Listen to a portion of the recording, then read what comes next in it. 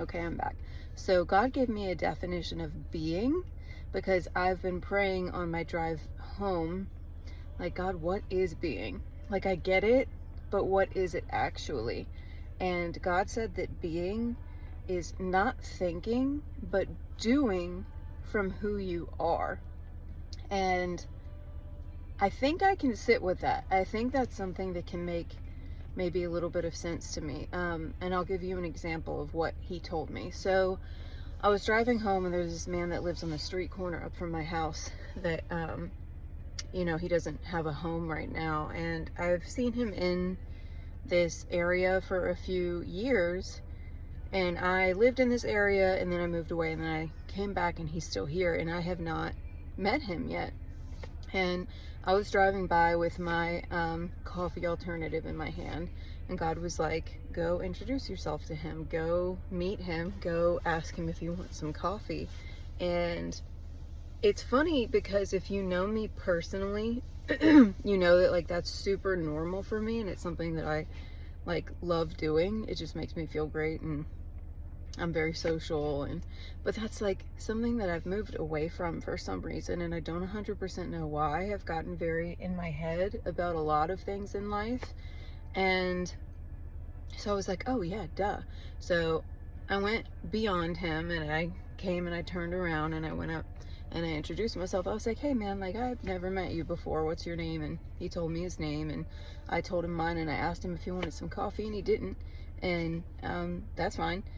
And I just chatted with him for a second, then I got in the car and left. And that's the way that I used to live my life. And as soon as I got in the car, because I had been just praying, asking God what being really meant, at least for me in the circumstances in my life right now. And that's when God said, being is not thinking, but doing from who you are. And in that moment, like, I knew exactly what he was talking about, because that's doing that kind of stuff constantly is just who I am.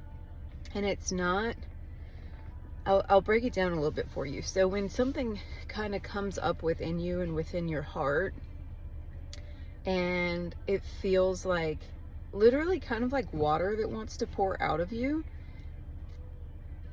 but maybe it's a little scary, maybe it's a little bit of a stretch, like going to introduce yourself to someone that you've not met yet. You're supposed to be, by going to do the thing from who you are. Like, that's a natural overflow of your heart.